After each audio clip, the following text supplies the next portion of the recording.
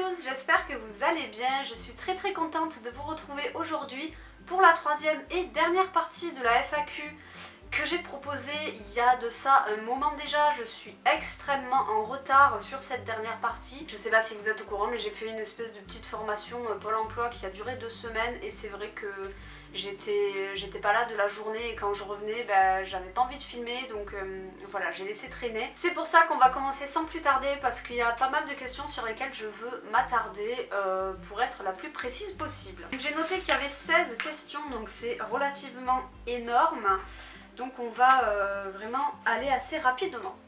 Alors, première question assez banale, quel âge as-tu? Donc j'ai 28 ans et j'en aurai 29 le 17 novembre, donc très bientôt.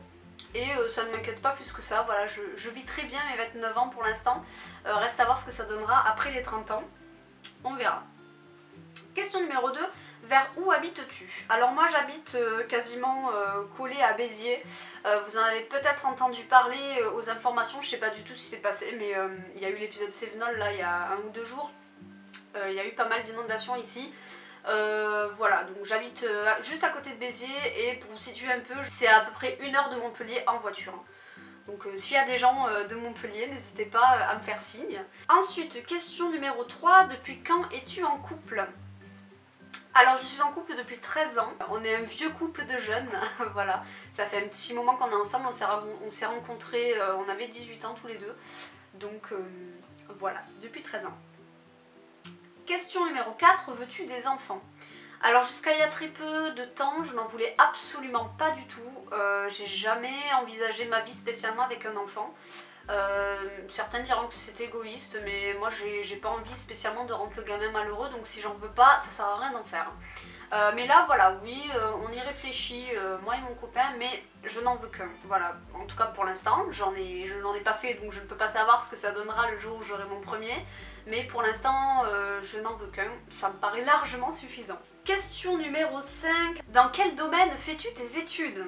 Voilà, c'est pour vous dire à quel point ça date, hein, parce que mes études elles sont terminées depuis assez longtemps maintenant.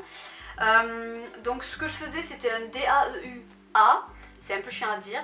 Donc pour ceux qui ne connaissent pas, c'est en gros un diplôme de niveau 4, je sais plus ce que c'est exactement le bac, mais en gros voilà, c'est un équivalent du bac. On avait le même programme que les bacs terminales. Alors on n'avait pas tout parce que le DAU c'est un diplôme qui se déroule sur 8 mois, donc c'est clairement pas assez pour englober tout ce qu'il y a dans la terminale du bac. Mais voilà, on a à peu près les gros des chapitres, on les faisait aussi. Voilà, donc c'est un équivalent du bac qui dure 8 mois et vous pouvez le passer si vous n'avez pas le bac et si vous avez stoppé vos études depuis 2 ans, pour ceux que ça intéresse de monter un dossier. Moi je l'ai eu, si je l'ai eu, vous pouvez l'avoir, je vous assure. Question suivante, alors je vais dire suivante parce que j'ai perdu le fil là. Quels sont tes projets pro? Alors justement là avec Pôle emploi, c'était sur ça que je travaillais. Honnêtement, j'en ai pas spécialement. J'avoue que j'ai bien envie de reprendre la couture. Mon CAP couture me plaisait beaucoup, mais voilà, j'avais dû le stopper pour des raisons perso. Et je suis tombée sur une annonce il n'y a pas très longtemps de ça, d'une formation couture, donc formée par une enseigne de couture. Donc c'est un titre de professionnalisation si vous voulez, qui était rémunéré et je l'ai loupé à 1 mois, donc je suis dégoûtée de chez dégoûtée. J'ai envoyé un mail mais la personne ne me répond pas, donc il faudrait que j'appelle pour voir si il propose de nouveau cette formation l'année prochaine parce que ça m'intéresse énormément. Et sinon en attendant j'aimerais bien faire agent d'entretien, voilà, donc nettoyer les locaux, tout ça. Pourquoi ce métier spécialement? C'est pas que je surkiffe le ménage, hein, c'est juste que ça paraît convenir à ce que je recherche comme type de métier. Et voilà, je pense que c'est peut-être plus facile à trouver quand on débute dans le monde du travail, qu'on n'a aucune expérience. Je pense que voilà, ça demande pas non plus un niveau de malade, donc voilà. Question suivante, quel est ton plus grand rêve? Alors ça c'est difficile comme question, honnêtement ça va paraître un peu utopique, hein, mes plus grands rêves, mais très honnêtement j'aimerais que tous les conflits cessent. J'aimerais qu'on respecte les droits des hommes.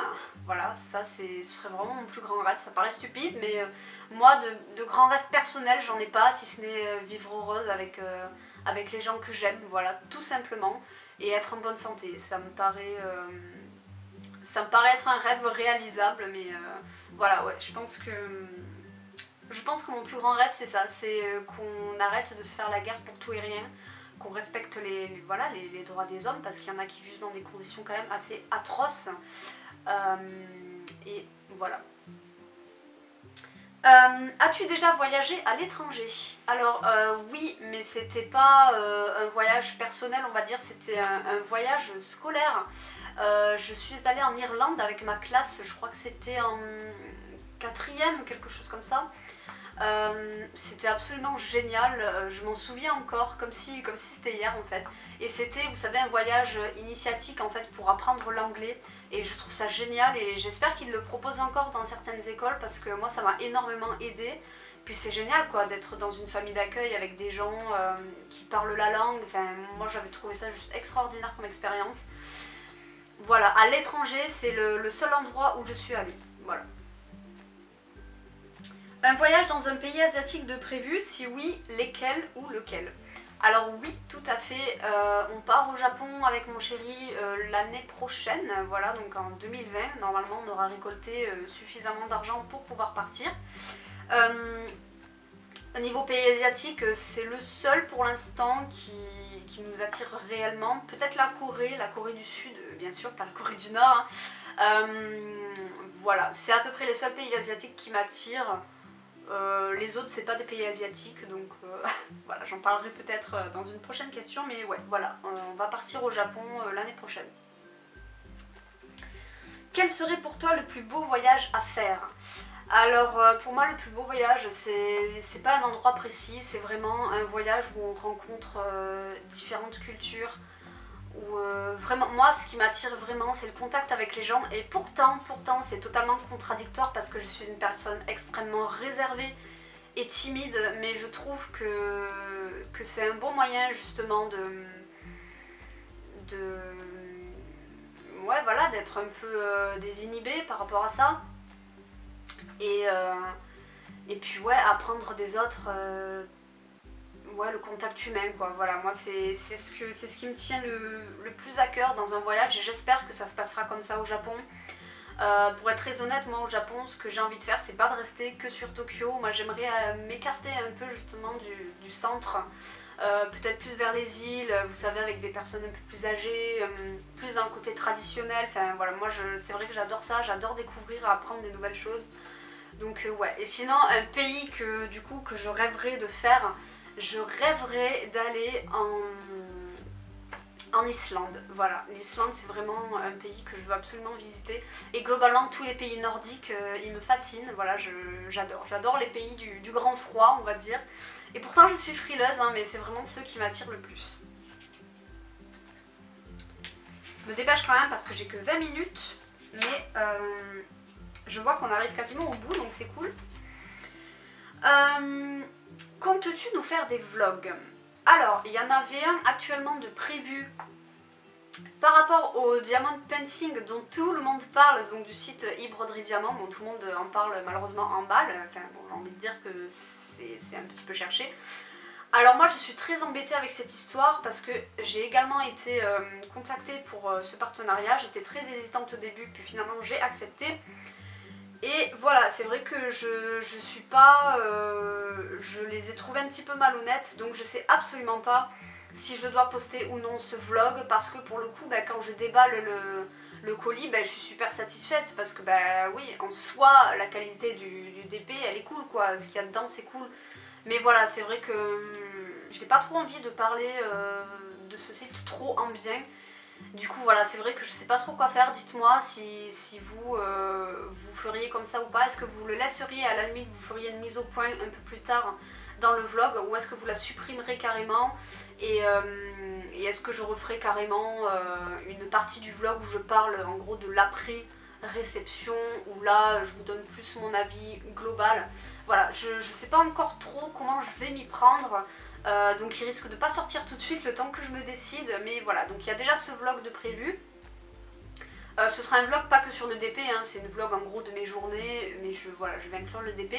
Et sinon, j'avais pensé vous faire un petit vlog par exemple le jour où je partirai au Japon, mais je sais pas trop comment je vais goupiller ça parce que j'ai aussi envie que ce soit un voyage intime avec mon conjoint et de pas trop filmer non plus, donc voilà. C'est un concept qui me plaît, mais il faut trouver sur quoi les faire, donc à voir. Celle-là m'a fait rire de question. Pourquoi t'es-tu teint les cheveux en bleu et combien de temps dure-t-elle? Alors, pourquoi je me suis teint les cheveux en bleu? C'est une excellente question. Alors il faut savoir que depuis que je suis au collège, je me suis toujours fait des couleurs. Alors j'avais pas les cheveux décolorés bien sûr, ma mère c'était juste pas possible. Mais vous savez, on achetait les couleurs du commerce, là je faisais des trucs du genre avec des reflets violets, auburn, aubergine, ce genre de couleurs là. Donc depuis que je suis au collège, j'ai toujours aimé les colorations, voilà. Ne me demandez pas pourquoi, j'en sais rien. Après ça, normalement vous l'avez vu, mais j'ai eu les cheveux violets, enfin le bas des cheveux violets. Je suis passée par plusieurs couleurs et le bleu, si vous voulez, c'est une couleur que j'ai toujours eu envie de faire hein, parce que voilà, j'adore le bleu. Et plus globalement, voilà, j'avais toujours voulu me décolorer les cheveux et me les recolorer parce que j'aime ça, voilà, c'est quelque chose qui me plaît tout simplement, je trouve ça très joli. Mais voilà, c'est de l'entretien, la décoloration, ça démonte les cheveux, il faut le savoir. Et le bleu particulièrement, ça demande énormément de soins et surtout, moi le premier essai que j'avais fait de mon côté, le bleu il avait viré au vert et ça ne partait plus. Voilà, le vert n'est jamais parti, il était resté en sous-ton, c'était affreux. Et je me suis dit, j'ai quand même envie de réessayer dans un vrai salon. Et voilà, en fait, je peux pas expliquer pourquoi le bleu, c'est une couleur que j'ai toujours eu envie de faire, mais voilà, que j'avais pas forcément les moyens d'entretenir ni rien. Donc voilà, le jour où j'ai eu un peu de sous et où je suis sortie de ma dépression, j'ai décidé de foncer en salon et de me faire un plaisir. Et voilà. Quant à savoir combien de temps elle dure, concrètement, si vous la laissez décolorer comme ça, elle peut durer jusqu'à extrêmement longtemps. Hein. Je dois vous avouer que je l'ai jamais laissé déteindre très longtemps, mais on va dire que moi je refais ma couleur une fois à 2 fois par mois, 2 fois grand maximum. Donc voilà, on va dire que c'est pas non plus, ça me ruine pas, sachant que moi ma couleur, mon pot de couleur il coûte à peu près 7 €, donc voilà, franchement je ne me ruine pas. Et ouais voilà, ça me dure à peu près, sans faire de retouches, ça me dure à peu près 1 semaine et demie. Parce que après ça me plaît pas, mais vous pouvez essayer d'éteindre comme ça le temps que vous voulez, hein. C'est juste que voilà, le bleu tel que je le fais, ouais il dure peut-être 1 semaine et demie vraiment. Après moi je le laisse décolorer, mais voilà, on va dire qu'il dure 1 semaine et demie. Voilà, j'ai galéré à répondre à cette question, je m'en excuse. Ensuite, là on arrive sur des questions un peu plus légères, sauf la dernière qui est un peu hard. Donc j'en étais, oui. Quel est le plat que tu aimes par-dessus tout? Alors je dois avouer que je n'ai pas du tout regardé les questions, enfin re-regardé les questions avant de faire la vidéo, donc là faut que je réfléchisse du coup. Je pense que vous aurez des cuts parce que sinon la réflexion va être très longue. Alors à l'époque où je mangeais de la viande, j'aimais énormément le porc au caramel. Je trouvais ça très bon. J'ai pas vraiment de plat que j'aime par-dessus tout vraiment parce que mon copain cuisine très bien et à chaque fois j'adore découvrir les nouveaux plats qu'il fait, donc j'ai pas de plat là qui me vient tout de suite en tête, mais j'aime bien quand on fait les noodles, je sais pas si vous connaissez, c'est des grosses nouilles japonaises un peu épaisses qui vous servent parfois dans les restaurants japonais en petite quantité. J'adore ça, voilà, je raffole de ça, nous on les fait maison. Et sinon, les gnocchis. Les gnocchis avec de la crème fraîche et un peu d'oignon. J'adore ça depuis que je suis petite, enfin j'adore les gnocchis. Voilà, les gnocchis à la crème je dirais.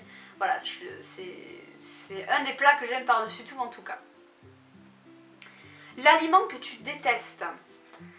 Alors il y en a plusieurs j'imagine, mais que je déteste vraiment, l'endive. Alors l'endive, je déteste ça. On a eu beau me la cuisiner, enfin me la préparer de plein de manières. À l'époque, j'avais goûté les endives au jambon, ça passait à moitié, j'étais pas fan. L'endive en salade, c'est hors de question. On a essayé avec la pomme parce que soi-disant ça va, mais non, je ne peux pas, c'est ultra amer. Et moi, il faut savoir que j'ai une aversion pour tout ce qui est amer. Voilà, ça ne passe pas. La moindre petite dose d'amertume, c'est mort. Tu peux être sûr que je vais la sentir et que je vais pas aimer ce que je vais manger. C'est également pour ça que je ne bois pas d'alcool, parce que l'alcool c'est toujours un petit peu amer, surtout les bières. Voilà, globalement tout ce qui est amer, je déteste ça. Qu'est-ce que je déteste après à part les endives? Le chou de Bruxelles. Ah, le chou de Bruxelles c'est pareil, je déteste ça. Pareil, je trouve ça super amer. Ouais, voilà, je pense qu'on peut dire que c'est ces deux aliments là que je déteste le plus. Après, et aussi les choses que je... Bon, maintenant ça coule de source, mais à l'époque où je mangeais de la viande, les abats, c'était pas possible. Je n'ai jamais goûté, mais je n'aurais jamais goûté dans tous les cas. Peu importe la raison, j'aurais jamais goûté ça, donc bon, maintenant je mange plus de viande, enfin vraiment extrêmement peu, donc la question ne se pose plus, mais voilà. Ton péché mignon. Alors si c'est en bouffe, mon péché mignon, qu'est-ce que c'est en bouffe? Ah, moi j'ai un petit faible pour tous les apéros salés, malheureusement. C'est pour ça que quand je sais que j'ai des mois, par exemple comme le mois de novembre, où on a beaucoup d'anniversaires, je crois qu'on a au moins 4 ou 5 anniversaires sur le mois de novembre, je sais que ça va être la fiesta et donc je vais être invitée partout. Ça c'est très très dur pour moi de résister la bouffe salée. C'est pour ça qu'on n'en achète jamais, parce que j'ai de la volonté pour pas acheter, ça il n'y a aucun souci, mais quand c'est devant moi c'est mort, j'ai plus aucune volonté, voilà. Mon sport, mon régime il s'envole très très loin. Sinon... Mon péché mignon aussi en bouffe, je dirais le chocolat chaud avec les tartines de beurre et de confiture. Alors ça, il faut savoir que on m'a souvent dit pour mon régime, etc., qu'il fallait que je supprime ou que je réduise très fortement mon petit déjeuner parce que quand même, chocolat en poudre, 200 ml de lait, beurre, confiture, j'ingurgite énormément de sucre. Et pour le régime que j'essaye de tenir, c'est pas terrible. Et dans tous les cas, les gens globalement sont en surconsommation de sucre. Et le pire c'est qu'on s'en rend même pas compte. Parce que dans les yaourts il y a énormément de sucre. Dans le fromage il y a du sucre aussi. Dans tous les aliments il y a du sucre. Et c'est pas spécialement que je veux maigrir, c'est juste que pour la santé, c'est quand même mieux de manger moins sucré. Donc voilà, mais c'est un truc dont je ne pourrais absolument jamais, jamais, jamais me passer. C'est un truc que j'ai toujours refusé de faire, même si pour perdre du poids il fallait que je fasse ça, et ben tant pis. Je procéderai d'une autre manière, je réduirai certaines doses peut-être le soir ou le midi, mais c'est juste pas possible qu'on m'enlève mon petit déjeuner. J'en bois depuis que je suis toute petite, vraiment depuis que je suis enfant quoi. Et j'adore ça, mon petit déjeuner c'est mon énorme plaisir de la journée on va dire, parce qu'après je ne grignote pas, je ne mange pas de féculents après 16h ni rien, donc voilà, c'est vrai que c'est mon gros plaisir de la journée. Et voilà, on va dire ça. Après en péché mignon vraiment, ah oui j'aime bien les graines aussi. Voilà, je suis un oiseau, c'est à dire que quand mon chéri ramène du pain aux graines, je m'amuse à manger toutes les graines qu'il y a au-dessus du pain, surtout les graines de courge, alors ça j'en raffole, je trouve ça délicieux. Et ouais, voilà, donc les graines, le chocolat chaud et les apéritifs salés. Voilà, c'est mes péchés mignons, mais vraiment si je devais en garder qu'un, ce serait le chocolat chaud au petit déjeuner. Et enfin, dernière question, mais pas des moindres.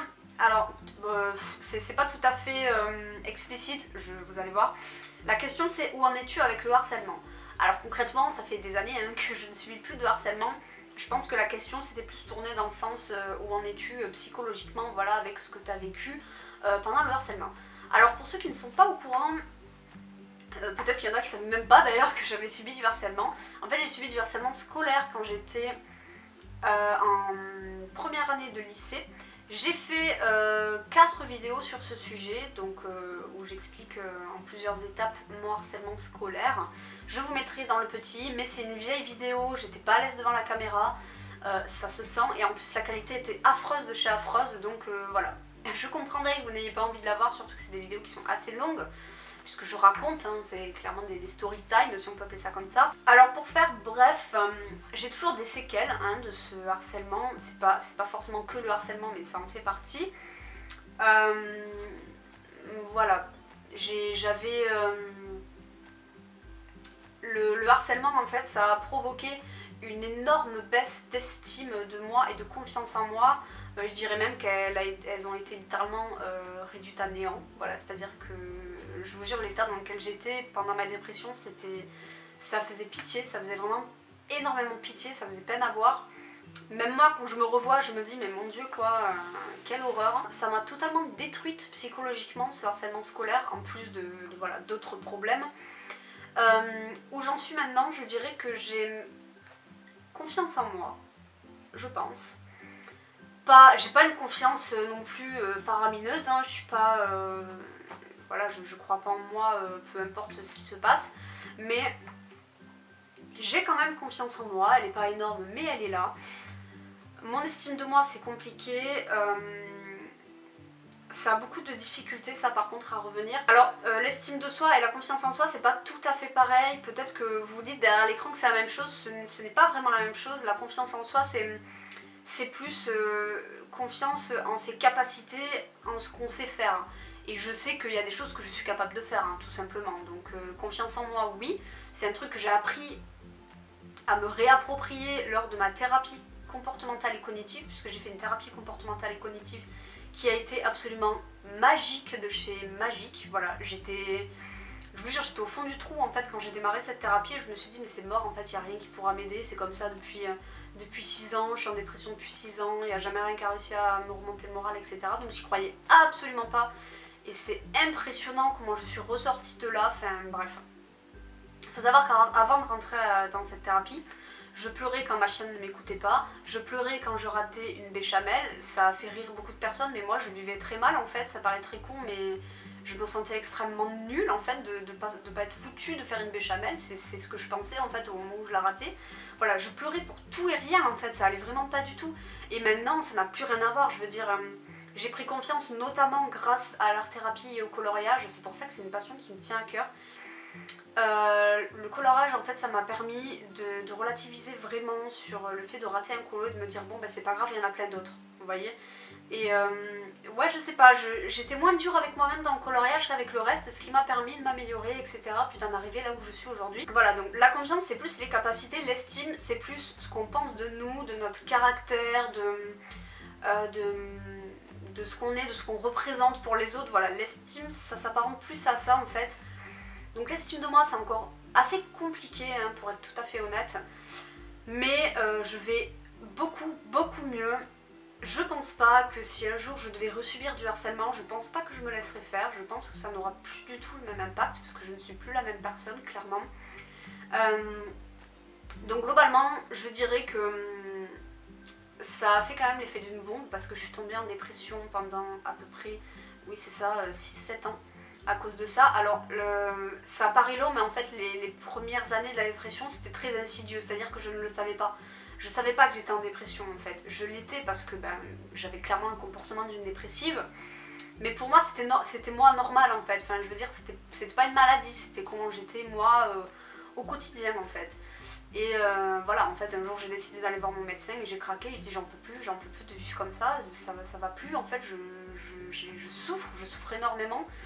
Et c'est à partir de là, voilà, que le processus d'acceptation de la dépression est entré en jeu. Donc voilà, je suis restée longtemps en dépression sans le savoir et après en le sachant vraiment.